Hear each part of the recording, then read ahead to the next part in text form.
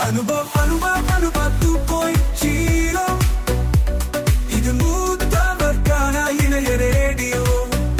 வெற்றி காத்திருக்கு எல்லா பள்ளியிலும், தொலைவிலுமே வென்று வரும் ஒரு சிவமும்.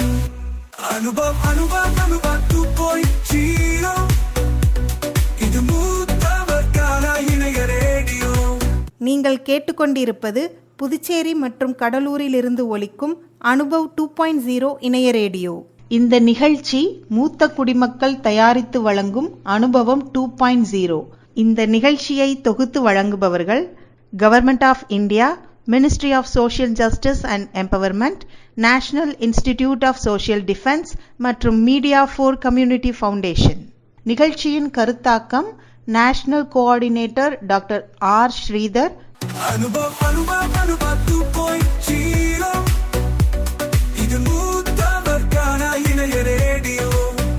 வெற்றி காத்திருக்கு எல்லா பள்ளியிலும், தொலைவிலுமே வென்று வரும் ஒரு சிவமும். அனுபவ 2.0 இது மூத்தவர்கான இணைய ரேடியோ. நேயர்களே, நம்முடைய அனுபவ் 2.0 நிகழ்ச்சியில் இப்பொழுது டாக்டர் செல்வராணி அவர்கள் முதியவர்களுக்கு தேவைப்படும் உடல் நலம் மற்றும் மன உணர்வுகளுக்கு இடையே உள்ள தொடர்பு பற்றி கடந்த நிகழ்ச்சியில் நம்மிடையே விரிவாக விளக்கினார். அதன் தொடர்ச்சியை இப்பொழுது கேட்கலாம். அப்ப இந்த வளர்சிதை மாற்றத்துல மாற்றம் நடக்குதுன்னு நம்ம சொன்னோம் இல்லையா, அது அந்த ஹார்மோன்களாலையும் நியூரோ டிரான்ஸ்மிட்டராலையும் தான் ஒழுங்குபடுத்தப்படுது. அப்ப இதை நம்ம ஒழுங்கா வச்சிருந்தோம் அப்படின்னா நிச்சயமா இந்த உறுப்பு செயலிழப்போ இல்ல உடல்நல கோளாறுகளோ உடல்நல சீர்கேடுகளோ ஒரு உறுப்பு முழுமையாக செயலிழந்து போகலாம், இல்லைன்னா அதோட செயல்பாடு குறைஞ்சு போகலாம். அப்ப இந்த ரெண்டுமே கூட எப்படி நிகழும்னா இந்த வளர்சிதை மாற்ற மாறுபாடுகளாலதான் நிகழும். அதுக்கு அடிப்படையானது நம்ம இந்த மனநலனோடு. இதை தாண்டி நம்ம உடல் சீர்கேட்டுக்கு இன்னும் சில காரணங்கள்லாம் இருக்கு. அதுல முக்கியமானது என்னன்னா நம்மளோட உணவு முறை. அதாவது உணவு நம்ம எப்ப சாப்பிடணும், எப்படி சாப்பிடணுங்கிறது. பொதுவா நம்ம என்ன தெரிஞ்சிட்டு இருக்கோம் அப்படின்னா இந்த காலகட்டத்துல நம்ம இப்போ நமக்கு பெரும்பாலும் மனிதர்களுக்கு வர நோய் 2 விதமா பிரிக்கலாம். ஒண்ணு என்ன சொல்லுவாங்க, இன்ஃபெக்ஷியஸ் டிசீஸ், அதாவது ஒரு கிருமி தொற்றால ஏற்படுகின்ற நோய். அடுத்தது லைஃப் ஸ்டைல் டிசீசஸ் அப்படின்னு சொல்லுவாங்க, அதாவது வாழ்வியல் முறையால வர நோய்கள். அப்ப இந்த கிருமி தொற்றால வர நோய் அப்படின்னு பார்த்தோம்னா இந்த காலரா, டைபாய்டு, மலேரியா, இப்ப கொரோனா வந்துச்சு, அது சாதாரண சளி, அமீபியாசிஸ், இது போல கண்டிஷன்ஸ் எல்லாம் எப்படின்னா இதெல்லாம் கிருமி தொற்றால வருது. அப்போ இன்னும் இந்த வாழ்வியல் முறை மாற்றத்தால வர நோய்கள் அப்படின்னு பார்த்தோம்னா இந்த ஹார்ட் அட்டாக்கு, அந்த ரத்த அழுத்தம், அப்புறம் சர்க்கரை நோய், சிறுநீரக நோய்கள், மீதி எல்லாமே மிக ரொம்ப உயிர்கொல்லியா இல்லைன்னா வாழ்க்கை பூராவும் மருந்து சாப்பிடுகின்ற தீவிரமான நோய்களா இருக்கிற எல்லாமே இந்த வாழ்வியல் மாற்றத்தால வர்ற நோய்கள்னு நவீன மருத்துவமே குறிப்பிடுது. இப்போ லைஃப் ஸ்டைல் டிசீசஸ் அப்படின்னு அதை அவங்க பிரிக்கிறாங்க. அப்படி பிரிக்கும் போது இதுக்கு வாழ்வியல் மாற்றம் தான் அதை சரி பண்ற முறையா இருக்குமே தவிர நிச்சயமா மருந்து மாத்திரை கொடுக்கறதுனால சரி செய்ய முடியாது. ஏன்னா நம்ம வாழ்வியல் முறை சரியில்லாததுனாலதான் இந்த நோய் வருது. அப்ப அதை சரிப்படுத்தணும்னா வாழ்வியலை சரி பண்ணிக்கணும் அப்படிங்கறதுதான் முக்கியம். ஆனா அலோபதி மருத்துவத்துல அவங்க வெறும் மருந்து மட்டும்தான் கொடுப்பாங்க. நீங்க என்ன மாதிரியான வாழ்க்கை மாற்றத்தை கொண்டு வந்துக்கணும் அப்படிங்கறது சொல்லவே மாட்டாங்க. அது நடக்காதனால்தான் நம்ம தொடர்ந்து என்ன செய்யறோம்னா நோயுற்ற நிலையிலே அவங்க பெரும்பாலான நோய்க்கு என்ன செய்வாங்க, நீங்க வாழ்க்கை பூரா மருந்து சாப்பிடணும். எதுக்காகனா இது அப்படியே பராமரிக்கிறது.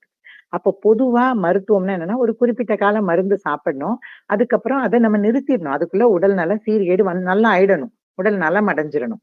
இப்ப மரபு மருத்துவம் பூராவும், இயற்கை மருத்துவம் பூராவும் பாத்தீங்கன்னா ஒரு குறிப்பிட்ட காலம், அதுல முக்கியமான கருத்தே என்னன்னா காலம்ங்கிறதான் குறிப்பிட்ட ரொம்ப முக்கியமானது. அந்த மரபு மருத்துவம் பூராவும் எவ்வளவு காலம் ஒரு உடல் நல சீர்கேட்டுல இருக்கிறவங்களுக்கு மருந்து கொடுக்கணும் அப்படிங்கறத அறிந்தவன் தான் மிகச்சிறந்த மருத்துவன் அப்படின்னே சொல்லுவாங்க. அவன் தான் மருத்துவனே, மிகச்சிறந்த இல்ல, அவன் தான் மருத்துவனே அப்படின்னு ஒரு முக்கியமான டெபினிஷன், வரையறையே இருக்கு. ஒரு மருத்துவனுக்கு ஒரு உடலை கவனிச்சு அவங்க நோய் தீவிரம், அவங்க மனநலன், அவங்க வாழ்க்கை சூழல் இதெல்லாம் புரிஞ்சு அவங்களுக்கு சரியான மருந்த சரியான அளவுல கொடுக்குறது, சரியான காலத்துக்கு கொடுக்கறது. அப்புறம் அதுக்கு பேரு மணி மந்திரம் மருந்து அப்படின்னு பேரு. சித்த மருத்துவத்துல பாத்தீங்கன்னா அப்படி சொல்லுவாங்க. மந்திரம்னா என்னன்னா, அவங்க மனதுக்கு எந்த செய்தி சொல்லணும். இந்த நோய் குணமாகும். இப்படி இப்படி செஞ்சா சரியாயிடும். அப்படிங்கிற ஒரு விஷயத்த சொல்லணும். அதுதான் மந்திரம். மந்திரம்னா இப்ப மத்த மந்திரம்லாம் கிடையாது. சாமி மந்திரம் அதெல்லாம் கிடையாது. அப்ப மருந்து அப்படின்னா என்ன மாதிரியான மருந்து அவங்களுக்கு எந்த அளவுல குடுக்கணும். அப்புறம் அந்த மணி அப்படிங்கிறது காலம். அப்போ இவ்வளவு குறிப்பிட்ட காலத்துக்கு மேல மருந்து வாழ்க்கை பூரா மருந்து சாப்பிடணும்னா அதுக்கு பேர் மருத்துவமும் கிடையாது. அதை செய்யறவங்க மருத்துவர்களும் கிடையாது அப்படிங்கிற கருத்து தான் மரபு மருத்துவத்துல இருக்கு. அப்போ காலம் இல்லாம வாழ்நாள் பூராவும் நம்ம என்ன சாப்பிட முடியும்னா உணவு சாப்பிடலாம். ஏன்னா அது வாழ்றதுக்கானது. ஆனா மருந்துனா நோய் தீர்க்கறது. அது ஒரு குறிப்பிட்ட காலத்துல போகணும். ஆனா இப்ப இருக்கிற மருந்து ஏன் அது சரியாக மாட்டேங்குது? ஏன் இந்த ஆங்கில மருத்துவத்துல வாழ்க்கை பூரா நம்ம மருந்து சாப்பிடுறோம் அப்படின்னா, அதை சீர் செய்யற அந்த நோய் நாடி, நோய் முதல் நாடின்னு சொல்லுவோம் இல்லையா? அப்ப அந்த நோய் முதல் ரூட் காஸ நம்ம கண்டே பிடிக்கிறது இல்ல. அவங்க ஆங்கில மருத்துவம் எப்படி செய்யுது அப்படின்னா, அதுக்கான அறிகுறிகள் சிம்டம்ஸ்ன்னு சொல்லுவோம். ஒரு நோயோட வெளிப்பாடுகள் அததான் சிம்டம். வெளியில நமக்கு என்ன தெரியுதோ, வாமிட்டிங் சென்சேஷன் இருக்கு, டயர்டா இருக்கு, நம்ம அடிக்கடி சிறுநீர் கழிக்கிற ஒரு நிலை இருக்கு, எடை குறைவு இருக்கு, பசி ரொம்ப இருக்கு, எனக்கு நெஞ்சு படபடப்பு இருக்கு, தலை சுற்றல் இருக்கு. இந்த சிம்டம சரி பண்றதுக்கு மட்டும் தான் அவங்க மருந்து குடுக்குறாங்களே ஒழிய, அதனுடைய மூல காரணத்துக்கு அது தீர்க்கறதுக்கான வழி இல்ல. அதனாலதான் வாழ்வியல் மாற்றத்தால வர நோய்க்கு வாழ்வியல் மாற்றத்த அவங்க சிகிச்சையா குடுக்காம மருந்து மாத்திரையே குடுக்குறாங்க. ஆனா நீங்க சரியான மரபு மருத்துவத்த போம்போது, அது என்ன நடக்கும்னா, உங்களுக்கு சரியான வாழ்வியல சொல்லிருவாங்க. ஆனா அந்த சீர்கேட்ட சரி செய்யறதுக்காக ஒரு குறிப்பிட்ட காலத்துக்கு மருந்து குடுப்பாங்க. அப்ப மருந்துகள் சீர்கெட்ட உடல நலமடைய வைக்கும். அப்புறம் இந்த தொடர்ந்த சரியான வாழ்வியல் திருப்பி நோய் வராம பாதுகாக்கும். இதுதான் சரியான முறை. அப்ப எதுக்காக இந்த விஷயத்துக்கு வந்தோம்னா, மனநலன் தாண்டி, இந்த நாளமில்லா சுரப்பிகளோட செயல்பாடுகள் தாண்டி, இந்த உடல் நலத்த எதெல்லாம் சீர்கெடுக்குது அப்படின்னு புரிஞ்சுக்கிறதுக்காக. அப்ப இந்த 2 விதமான நோயில வாழ்வியல் முறை அத நம்ம ரொம்ப முக்கியமா பார்க்கணும். அது அந்த வாழ்வியல் முறை அப்படிங்கிறது அடிப்படையில நம்மளுடைய உறக்கம், உணவு முறை, வாழ்க்கை முறை, மனநலன் இது 3த்தையும் தான் நம்ம ரொம்ப அடிப்படையா சொல்லணும். இதுல ஒரு நாளைக்கு எப்போ எழுந்துக்கலாம், எப்ப குளிக்கலாம், எப்படி தண்ணி குடிக்கலாம், எப்படி சாப்பிடலாம், எப்படி உறங்கலாம், எப்படி வாழ்க்கைய எதிர்கொள்ளணும் அப்படிங்கிறது மொத்தமும் வாழ்வியலா சொல்லிக் குடுத்திருக்காங்க. இப்ப பழைய காலத்துல மரபு மருத்துவம் பூராவும் இருக்கிறதுல என்னன்னா, இதை எல்லாத்தையும் சரிப்படுத்துறதுக்கான ஒரு சரியான வாழ்வியல் தத்துவம் கொண்ட ஒரு மருத்துவமா இருக்கு. அதாவது இயற்கைக்கும் மனிதனுடைய மனம் மற்றும் உடல் இந்த 3க்குமான தொடர்பு. இப்ப வெயில் காலத்துல நமக்கு நிறைய வேர்க்குது, குளிர் காலத்துல குளிருது, பனி காலத்துல தோல்லாம் வறண்டு போகுது. இது ஏன் நிகழுது? இப்ப உடல்ல என்ன மாற்றம் நடக்குது? இயற்கைக்கும் நமக்கும் இருக்கிற தொடர்பு. அடுத்தது மனிதனுடைய மனதுக்கும். இப்ப பாத்தீங்கன்னா மரபு மருத்துவம் எல்லாத்துலயும் பஞ்சபூதம் அதுக்கு தொடர்புடைய உறுப்புகள்னு சொல்லுவாங்க. ராஜ உறுப்புகள்னு பேரு. அதற்கும் ஒவ்வொரு உணர்வுக்கும் என்ன தொடர்புன்னு ஒரு பெரிய பகுதி இருக்கு. அப்போ ஒருத்தர் கவலை அடைந்தால் இந்த உடல் உறுப்பு பாதிக்கப்பட முடியும். ஏன்னா அது ஒரு பஞ்சபூதத்தோட தொடர்புடையது. கவலை இருந்ததுன்னா ஒரு ஒரு உறுப்பும் அதோடு தொடர்புடைய செயல்பாடுகளும் கெட்டு போகலாம். பய உணர்வு இருக்கு. அப்போ ஒரு உறுப்பும் அதனுடைய தொடர்புடைய செயல்பாடுகளும் கெட்டு போகலாம். பெருமை இருக்கு, அவமானம் இருக்கு, இது போல எல்லாம் மகிழ்ச்சி இருக்கு, கர்வம் இருக்கு. இந்த உணர்வுகளுக்கும் ஒவ்வொரு உடல் உறுப்புக்கும் பஞ்சபூதத்துக்கும் இருக்கிற தொடர்பு எல்லாத்தையும் ரொம்ப விளக்கி இருக்காங்க. இது பெரிய பயிற்சியா இருந்துச்சுன்னா அதை முழுசையும் ஒன்னொன்னுத்தையும் டீட்டெயில்டா என்னால சொல்ல முடியும். ஆனா ஒரு சிறிய பகுதியா இருக்கிறதுனால இதை மட்டும் நான் சொல்றேன். அப்போ மன உணர்வுகளுக்கும் உடல் செயல்பாட்டுக்கும் உடல் உறுப்புகள் செயல்பாட்டுக்கும் உள்ள தொடர்பு இவை அனைத்துமே மரபு மருத்துவத்துல ரொம்ப தெளிவா சொல்லியிருக்காங்க. ஒரு சின்ன எக்ஸாம்பிள் சொன்னா இதை நீங்க அக்செப்ட் பண்ண முடியும். ஒருத்தர் நார்மலா நல்லா ரொம்ப ஆரோக்கியமா நல்லாவே இருப்பாங்க. திடீர்னு ஒரு பெரிய அவமானமான இல்லைன்னா ஒரு ஷாக்கிங் நியூஸ் கேட்டு அந்த செய்தி கேட்ட உடனே அப்படியே நெஞ்சு பிடிச்சிட்டு விழுந்தாரு, செத்து போயிட்டாருன்னு சொல்லுவாங்க. அவர் நல்லா ஆரோக்கியமா இருந்திருப்பார். ரொம்ப அவமானம், நான் இனிமே எப்படி உயிரோட இருப்பேன்னு நினைச்சா கூட அவங்க என்ன பண்ண முடியும்? ஒரு ஹார்ட் அட்டாக் சாக முடியும். அடுத்தது ரொம்ப எளிமையா இந்த காலத்துல நிகழ்தான்னு தெரியல. ஆனா நிச்சயமா ஒரு 50 வயது கடந்தவங்க எல்லாருக்கும் இது தெரியும். பயத்துல ஒண்ணுக்கு போயிட்டான் அப்படின்னு சொல்லுவாங்க. ஒரு டீச்சர் அடிச்சா பயத்துல ஒண்ணுக்கு போயிட்டான் அப்படின்னு சொல்லுவாங்க. அப்ப பயம்ங்கிற உணர்வு ஒரு விதமான வெளிப்பாட்டை கொடுக்க முடியும். அப்போ வந்து ஆக்சுவலா பாத்தீங்கன்னா பயம் அதிகமா இருக்கிறவங்களுக்கு சிறுநீரக சம்பந்தமான சிறுநீரகம் மட்டும் இல்ல, ஆக்சுவலா அது பஞ்சபூதத்தோட தொடர்புடையது. அது வெளிப்படுத்துற உறுப்பு வந்து சிறுநீரகம்னு சொல்லுவோம் மரபு மருத்துவத்துல.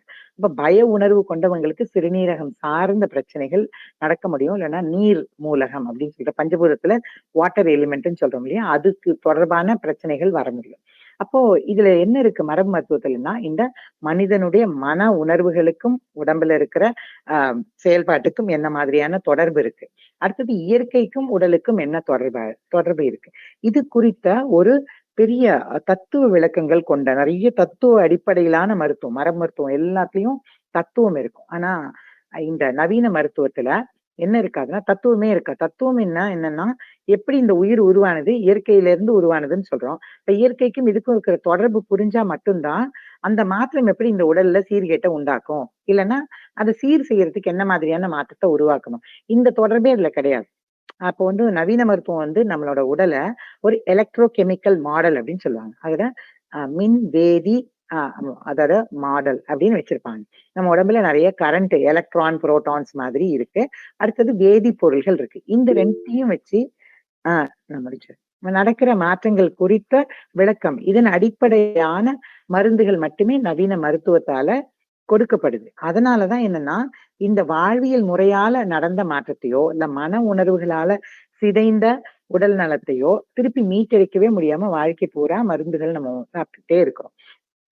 ஆனா மரபு மருத்துவத்துல இருக்கிற சரியான கருத்துக்களை நம்ம எடுத்துக்கிட்டு அதை வாழ்வியல்ல செயல்படுத்தணும்னா முழுமையா இந்த உடல் நலத்தை மீட்டெடுக்க முடியும். அப்படிங்கிறது தான் இந்த பகுதியோட தெளிவான ஒரு கருத்தாக நான் வந்து பதிவு பண்ண விரும்புறேன். நன்றி, வணக்கம். நேயர்களே, இந்த அனுபவம் 2.0 நிகழ்ச்சி இத்துடன் நிறைவு பெறுகிறது. இந்த நிகழ்ச்சியின் ப்ராஜெக்ட் கோஆர்டினேட்டர் ஆஷிஷ் திவாரி மற்றும் இந்த நிகழ்ச்சியை தயாரித்து வழங்குபவர் திரு எஸ் பாலமுருகன். நிறைவாக சீனியர் சிட்டிசன் உதவிக்கான டோல் ஃப்ரீ ஹெல்ப்லைன் நம்பரை உங்களுக்காக ஞாபகப்படுத்துகிறேன். 145667. இந்த டோல் ஃப்ரீ எண் காலை 8 மணியிலிருந்து இரவு 8 மணி வரை செயல்படும். மீண்டும் அடுத்த அனுபவம் 2.0 நிகழ்ச்சியில் சந்திக்கிறேன். அதுவரை உங்களிடமிருந்து விடைபெறுவது டாக்டர் எஸ் அனிதா. நன்றி, வணக்கம். அனுபவம் 2.0. இது மூத்தவர்கான இணைய ரேடியோ. வெற்றி காத்திருக்கு எல்லா வழியிலும், தொலைவிலுமே வென்று வரும் ஒரு சிவமும். அனுபவம் 2.0.